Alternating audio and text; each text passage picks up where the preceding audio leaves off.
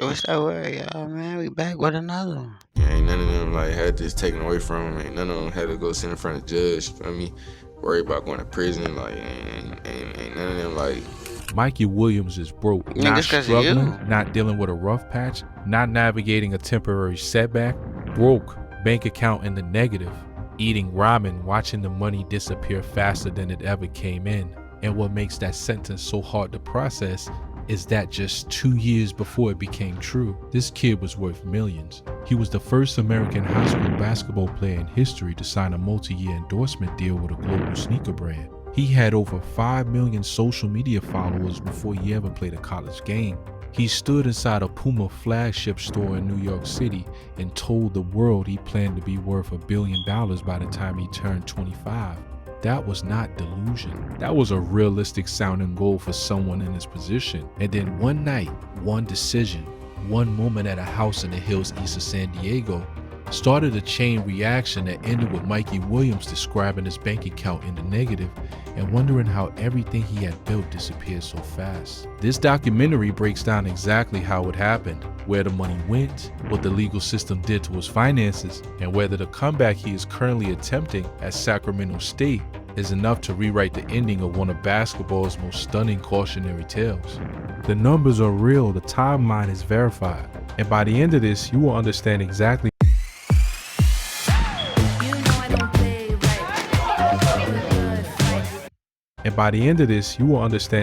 how one of the most financially positioned young athletes in America ended up with nothing. This is the full story of Mikey Williams. Let's break it all down. The numbers don't lie, and here's what we know. In October 2021, at 17 years old, Mikey Williams became the first American high school basketball player to sign a multi-year endorsement deal with Puma, one of the largest sportswear companies on the planet. Reports pegged that deal at over $3 million. On top of that, he had a separate brand partnership with Lace Clips worth up to $200,000 per year. He had signed with Excel Sports Management, one of the most respected agencies in the business, to pursue additional NIL opportunities. When that signing was announced, Excel Vice President Matt Davis described Williams' market value as off the charts, saying his digital and social following spoke for themselves and that his relevance among peers in the basketball community was unlike anyone else at his age. He co-owned a $1,200,000 property in the hills east of San Diego, 5 acres, infinity pool, rock waterfall, tennis court purchased just a few months after his 18th birthday. He starred in an NBA 2K22 commercial alongside Jason Tatum. He launched his own NFT collection. He had more than 5 million combined followers across his social media platforms. So basically, he had that sack and he lost it. He was ranked inside the top 20 nationally in his recruiting class by 247 Sports. The machine was running at full speed. The bag was absolutely real. And then, in the span of roughly 24 months, every single piece of it collapsed. Puma confirmed the deal was over. Lace Clips cut ties, the legal bills started stacking, the property costs kept bleeding his accounts. Mikey Williams went from the most financially positioned teenage athlete in America to eating ramen with a negative bank balance. But how did we get like here? that, bro? To understand that, you have to go all the way back to the beginning, the summer before 7th grade. That is where this story actually begins. Not in high school, not in college, middle school.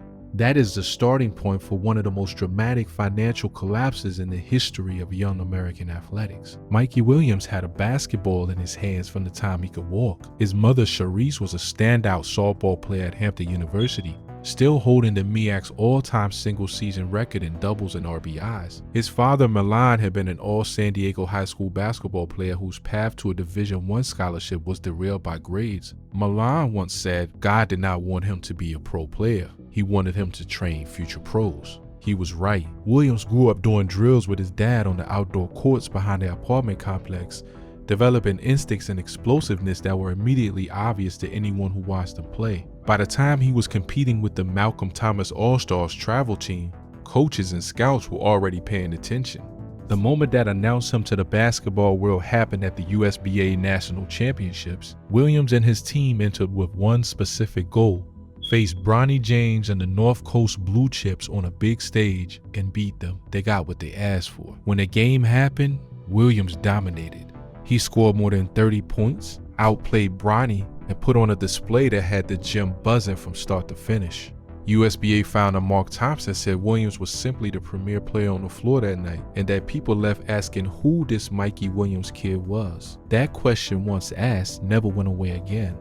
What followed was a social media and brand building operation that was aggressive, intentional, and remarkably effective for a kid who had not yet started 8th grade. Publications declared him the top-ranked 7th grader in the country. Mixtape creators started following his games. His family built his brand in real time, posting curated highlight videos, lifestyle content, and carefully framed images of a teenager who already looked and moved like a star. Gen Z media company Overtime moved in and began filming a YouTube reality series around his life. When he passed 1 million Instagram followers after posting a 360 behind the back dunk, his family presented him a cake with a 1 followed by 6 zeros. Williams sat on a throne chair on the hillside overlooking his city and said something that would follow him forever. He said he was not up next.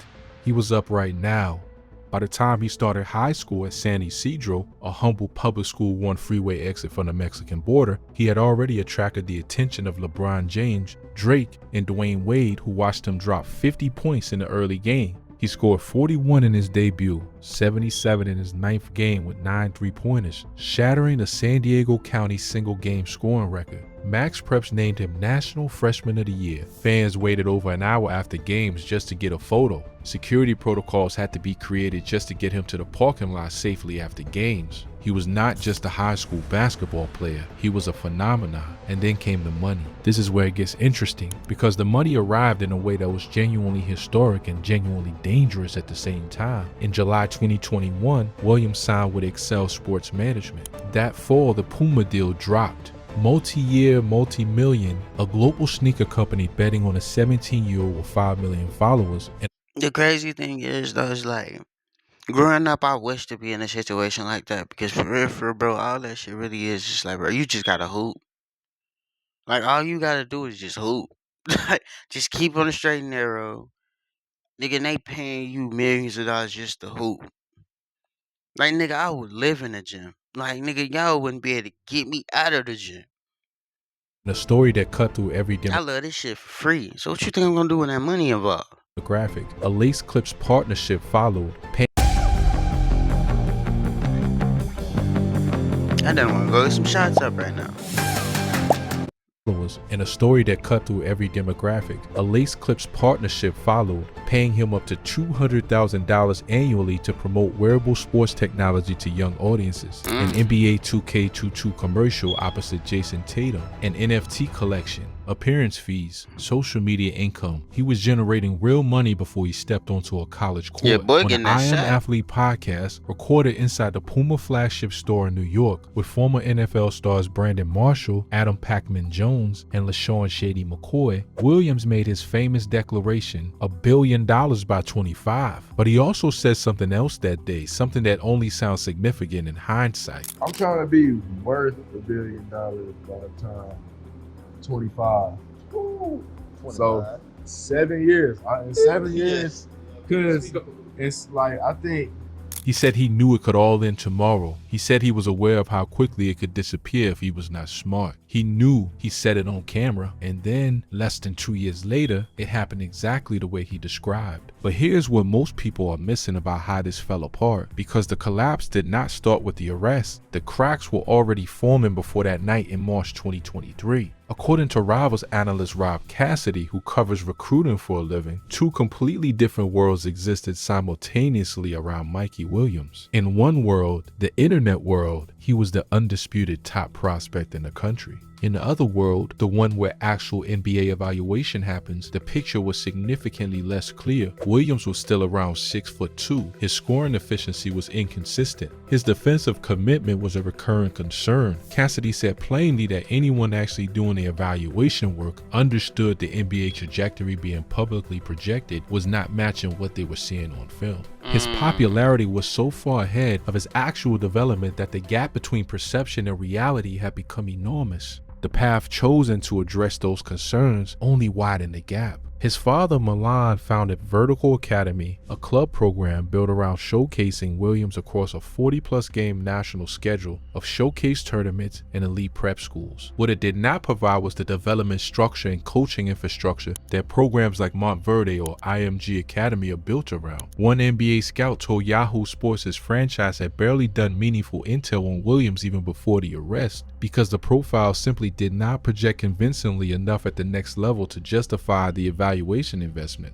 The brand was enormous. The basketball had not caught up. The senior year that was supposed to close the chapter cleanly fell apart on multiple fronts. It started at the invite-only Section 17 camp in Glendale, Arizona, the event that annually draws over 500 college coaches and where San Isidro had been placed in the marquee division, specifically because organizers were told Williams would be playing. The fans showed up, the coaches showed up, the matchup with Andrei Stojakovic, the 5-star son of former NBA All-Star Peja Stojakovic, was ready, and then the game started and Williams was not in the building. Sources told Yahoo Sports that San Isidro's own head coach found out Williams was not coming, only doing pre-game warm-ups. The college coaches who had made travel arrangements around watching him in person left having evaluated nothing. When the actual high school season began, the concerns only grew. Carlsbad coach Clark Allard studied Williams on film before their January 2023 matchup and said his staff was literally laughing in film sessions at what they were seeing from him defensively. He said the night of the game, it felt like Williams was going through the motions, more invested in a persona than in competing. Williams scored 25 points. Carlsbad about his mindset and effort at one. San Isidro finished. I ain't gonna lie. That's the most spot on. That is the most spot on, like evaluation I've heard in such a long time. Like that is actually spot on. Like that's spot on. The season with 13 losses, some of which came against teams that had no business competing with a roster featuring 2 players ranked in the top 100 nationally. Questions about his mindset and effort contributed to him being left off the McDonald's All-American roster, falling out of 2024 NBA mock drafts entirely and dropping to number 71 in the Rivals class rankings by their final update. However, even with all of that, nothing prepared the basketball world for what happened on March 27. Shortly before midnight, a white Tesla carrying 6 people drove up the narrow road to Williams' property in unincorporated East San Diego County. 5 acres, infinity pool, rock waterfall, tennis court, a $1,200,000 home he had co-owned since August 2020. The occupants arrived because one of them was in a relationship with Williams' teammate J.J. Taylor, who also lived there. According to witness testimony at the pretrial hearings, Williams appeared shocked they were there and immediately began issuing threats. A teenage girl who was present testified that he told them to get to stepping or they would leave with bullet holes. Multiple witnesses said Williams disappeared inside the house after saying he was going to get his gun, then re-emerged as the tester began pulling away. Photographs submitted as prosecution evidence showed the vehicle's trunk and rear windshield damaged by gunfire. All 6 occupants survived unharmed. Williams was arrested on April 13, 2023. Deputy. Wait. So basically, you had somebody pull up to your homie crib and you ain't tell your homie that this person is coming. And then from what it sound like she brought a whole bunch of other people with her.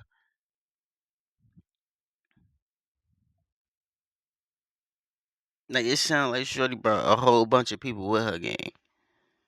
And it you never told this. It sound like you never told him she was even coming. Shit, randomly 6 motherfuckers pop up in my crib, acting like they finna come in. I'm shooting too. Shit. He searched the property and found multiple firearms, including a handgun with a loaded magazine. With Walmart's college fines, you can make the influence real. All this for your 40 followers?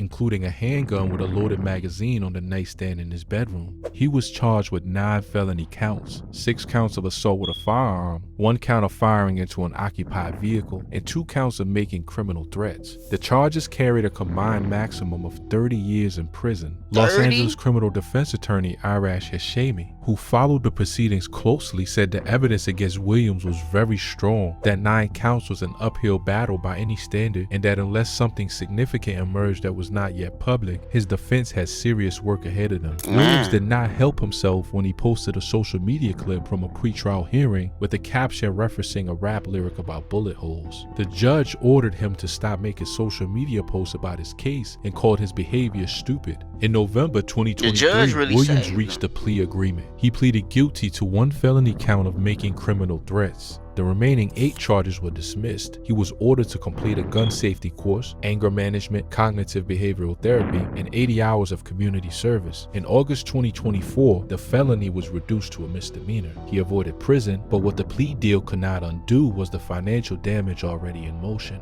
Puma confirmed the end of their deal to the San Diego Union Tribune in October 2023. The same month Williams was arraigned. Lace Clip CEO Jonathan Nussbaum did not soften his words. He said Williams had been in breach of contract before the arrest. He said Williams never did the required social media work, never actually wore the product he was paid to promote, and did not seem to care about the partnership. Both companies were gone. Every endorsement dollar was gone, and the bills That's were why you not. do good This business. is the part that most people never think about, and it is the most important layer of this Bills entire don't stop, story. gang. The income stopped immediately. The expenses did not. The $1,200,000 property did not stop generating costs because the Puma deal ended. Property taxes, mortgage obligations, and maintenance fees on a 5-acre estate east of San Diego continued regardless of what was happening in a courtroom. Criminal defense attorneys in Southern California handling a 9-count felony case with national media attention surrounding every hearing charged significant rates. Every motion filed, every pretrial hearing attended, every expert consultant brought in, every month of active legal representation added to a bill that had to be paid from whatever savings Williams had accumulated. And while that money was leaving his accounts, no new money was coming in. He was simultaneously sitting in legal limbo at Memphis, enrolled in online classes, barred from practicing with his teammates, unable to participate in any team activities, watching his eligibility clock run while his bank balance moved steadily in the wrong direction. He described what happened to his finances in his own words in the period since. He talked about his bank account going into the negative. He talked about going home and eating ramen.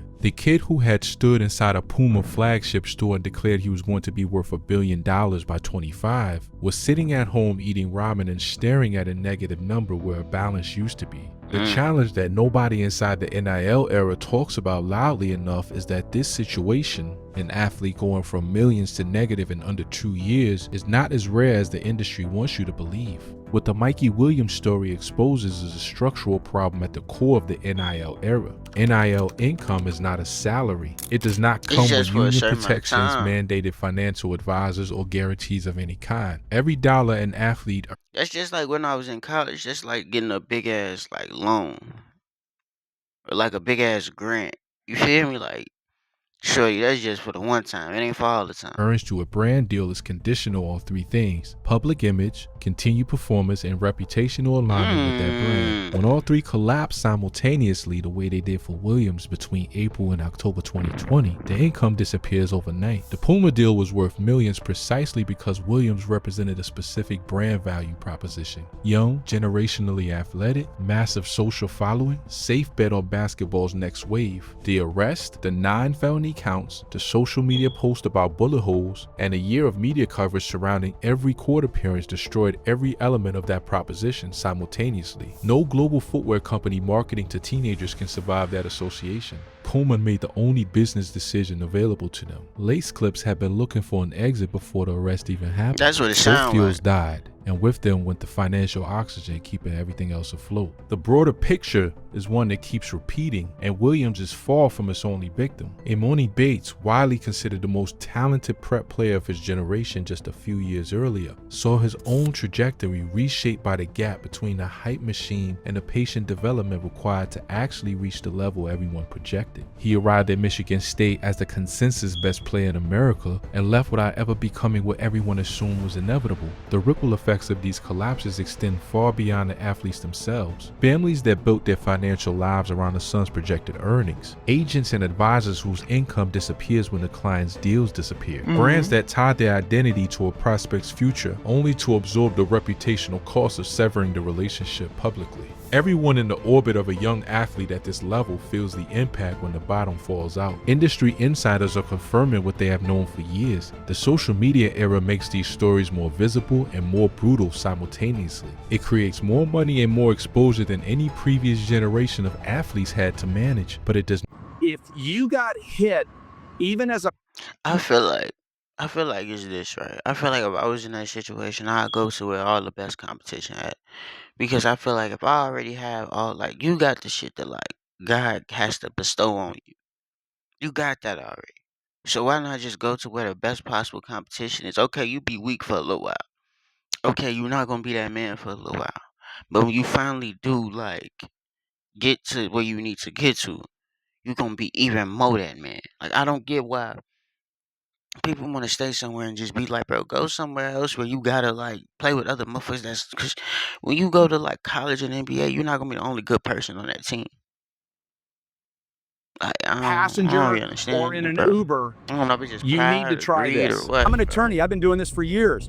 And I'm standing here because most people walk away Like, fuck it. I go Previous play with the generation best of niggas. I'll be athletes weak had for to a while. manage, but it does not I create got more everything I wisdom, need. more The God support needed to give me, so infrastructure, shit, I or can more make it work from protection there. from the consequences of decisions made at 18 years old. What most analysts are missing when they talk about Mikey Williams is that his situation was not simply the result of one bad night in March 2023. It was the result of years of infrastructure decisions, brand overdevelopment choices, and financial architecture that was designed to generate income but not to protect it. For Williams, the knowledge was there. He said it out loud on camera. The structures were not strong enough to act on it when everything came for him at once. In January 2024, Williams announced he was leaving Memphis. His attorney, Troy Owens, explained that the university had gone quiet on whether he would even be cleared to play the following season. The internal review I believe process that. dragged on without answers, and waiting was expensive in time, reputation, and eligibility. He committed to the University of Central Florida 4 days later. His caption was, 4 words, all I needed was a chance. UCF coach Johnny Dawkins said at Big 12 Media Day in October 2024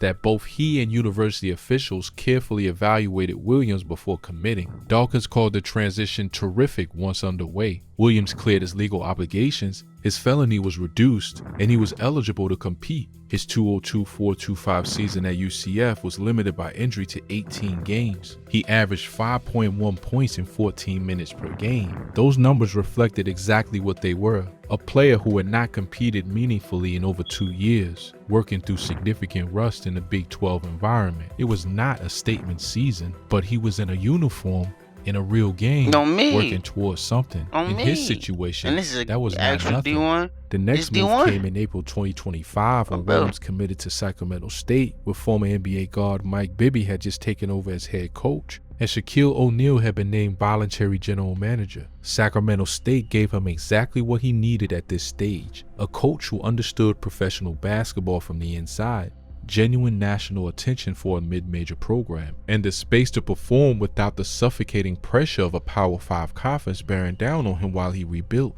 The 2025-26 season at Sacramento State was the first real evidence in years that the talent was still there. Williams started all 21 games he appeared in, averaging 17.1 points, 4.5 assists, and 3.0 rebounds per game while shooting 83% from the free throw line. In Big Sky Conference play, his average climbed to over 20 points per game, third best in the entire conference.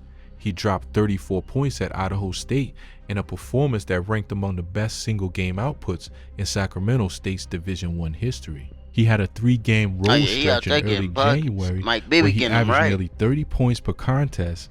Against UC Santa Barbara, he dropped 30 points and said afterward that the game had opened up for him, that he was making the right reads and executing. Williams also reflected early in the season on the previous 3 years, saying simply that he had not really played a lot of basketball during that time and that his rhythm was coming back. That honesty was his own kind of signal. He was injured late in the season and missed the final 8 games, but the foundation of those 21 appearances gave people something they had not had in a long time: a legitimate reason to believe in him again.